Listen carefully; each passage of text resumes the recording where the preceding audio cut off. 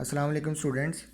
Chapter number 2 में से जैसे कि आप लोगों ने वीडियो लेक्चर्स के ज़रिए से बहुत से कॉन्सेप्ट को क्लियर करने की कोशिश की है। अब यहाँ पे बताने का मकसद मेरा कि आप लोगों ने इसमें से लर्निंग क्या करनी है। जैसे कि सॉल्विंग का बायोलॉजिकल मेथड है, एक बायोलॉजिकल प्रॉब्लम तो बायोलॉजिकल प्रॉब्लम को सॉल्व, कोई भी ऐसा क्वेश्चन जो जानदार से रिलेटेड होता है वो बायोलॉजिकल प्रॉब्लम होता है।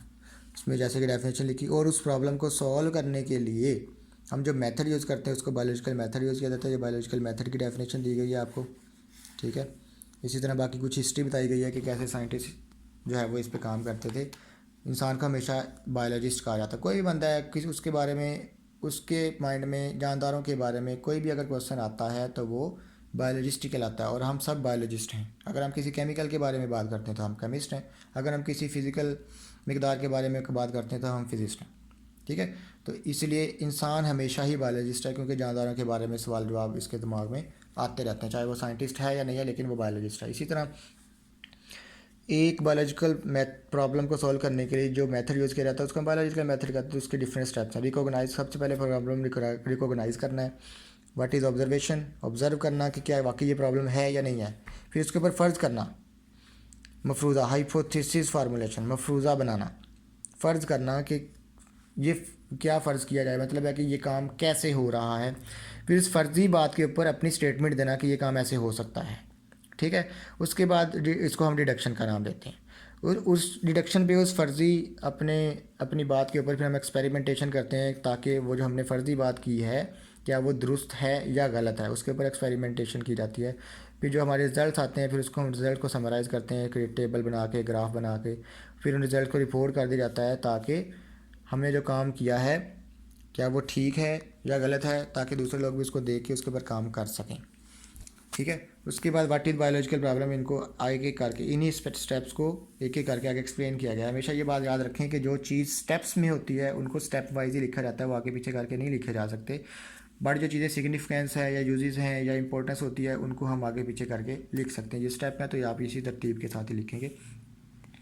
इसी तरह ऑब्जर्वेशन आ जाए तो ऑब्जर्वेशन दो तरह की क्वांटिटेटिव होती हैं और दूसरी क्वालिटेटिव होती है। क्वांटिटी वाइज मतलब है कि कितनी दफ़ा आपने अपनी जो प्रॉब्लम है उसको ऑब्जर्व किया है, और क्वालिटी वाइज होता है कि कितना अच्छे से ऑब्जर्व किया है। जैसे कि नीचे एग्जांपल दी गई है कि freezing point of water is colder than the boiling point.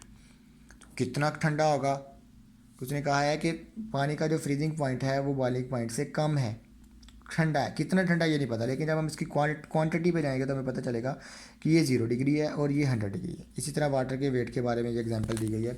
आगे चलेंगे। हाइपोथेसिस जो हमने बनाना है, मफरूज़ा बनाना है, ये डेफिनेशन उसकी बताई गई है, साथ में उसकी करैक्टर बताई गई है कि हाइपोथेसिस कैसा होना चाहिए तो वो दुरुस्त माना जाएगा। फिर इस तरह डिडक्शन के बारे में भी बताया गया है। एक्सपेरिमेंटेशन भी दो तरह के होते हैं, दो ग्रुप बनाए जाते हैं, एक कंट्रोल ग्रुप होता है और एक एक्सपेरिमेंट ग्रुप होता है। कंट्रोल ग्रुप में हमने जो चीज़ देखनी होती है कि क्या इसका कोई इफ़ेक्ट हमारी बात पे आ रहा है या नहीं आ रहा है, तो उसको एज आ पैरामीटर रखा जाता है और बाकी जो है वो वैसे ही लिखा जाता है। बाकी दूसरा एक्सपेरिमेंट जो हम रखते हैं, मतलब दो ग्रुप लिए जाते हैं एक्सपेरिमेंट के, एक जो है वो नॉर्मली रखा जाता है और दूसरे में हम जो पैरामीटर सेट करते हैं वो लिखा जाता है। ये आपने वीडियो में बहुत अच्छे से समझा भी होगा। इस तरह रिजल्ट को समराइज़ किया जाता है, फिर उनको रिपोर्ट कर दिया जाता है। इसी सारे के ऊपर हमने मलेरिया के बारे में एग्जांपल पढ़ी है, मलेरिया की डेफिनेशन आप इसमें से करेंगे। उसके अलावा ये जो हिस्ट्री इसकी बताई गई है आपको, ये आप अच्छे से पढ़ेंगे। इसमें ऐसा कोई इशू नहीं है, इतना ज़्यादा नहीं बताया गया। जैसे हिस्ट्री बताई गई है कि मलेरिया कहाँ से फैला, कैसे फैला, उसके ऊपर वर्किंग क्या हुई है, उसका कैसे मतलब है कि किस वजह से फैलता था, वो सारा इसमें हिस्ट्री बताई गई है। प्लाज्मोडियम से फैलता है, फिर हाइपोथेसिस क्या बनाया गया, उसके ऊपर किस किस ने एक्सपेरिमेंट किए, कैसे एक्सपेरिमेंट किए। ये एक डेफिनेशन आपको यहाँ पे आएगी इंक्यूबेशन पीरियड की। इंक्यूबेशन वो पीरियड होता है जिसमें एक पैरासाइट या एक वायरस इंसान की बॉडी के अंदर या किसी भी बॉडी के अंदर दाखिल होता है। दाखिल होने के बाद तब तक का टाइम जब तक वो अपनी सिम्टम्स शो करता है, उसको हम इंक्यूबेशन पीरियड कहते हैं। मिसाल के तौर पे किसी भी इंसान के बॉडी के अंदर नज़ले ज़ुकाम का वायरस एंटर हुआ है, एंटर होने से लेके उसके अंदर नज़ले ज़ुकाम की सिम्टम शो होने तक का जो प्रोसेस है वह इंक्यूबेशन पीरियड कहलाता है। इसी तरह AFA किंग की आप ये ऑब्जर्वेशन देखेंगे अच्छे से।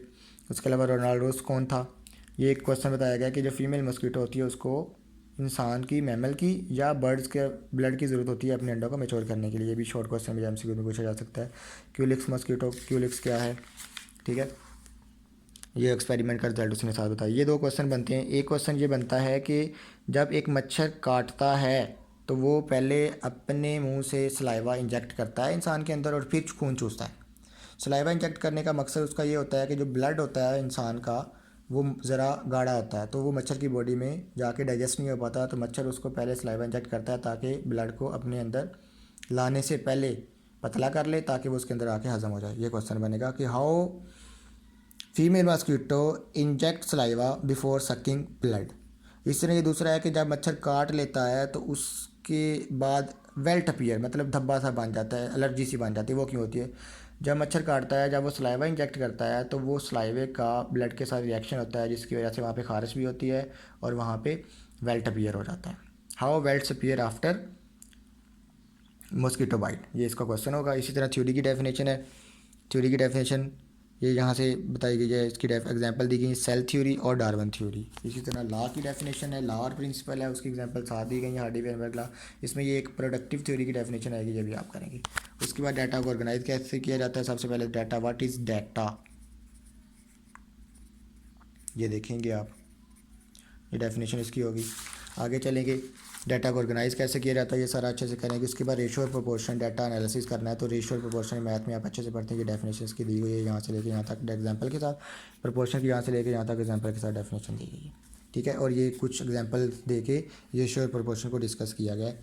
उसके बाद mathematics as integral part of scientific process है, तो मतलब है कि मैथ को किसी भी साइंटिफिक प्रोसेस का इंटीग्रल पार्ट क्यों कहा जाता है, क्योंकि हम जो भी काम करते हैं उसको हम नंबर्स में लिखते हैं, क्वांटिटी में या क्वालिटी में करना हो तो नंबर्स में लिखा जाता है, तो इसलिए मैथ जो है वो इंटीग्रल पार्ट है। उसके बाद एंड पे ये बायो इन्फॉर्मेटिक्स की डेफिनेशन लिखी है, ये भी आप अच्छे से याद करेंगे। अल्लाह हाफिज़।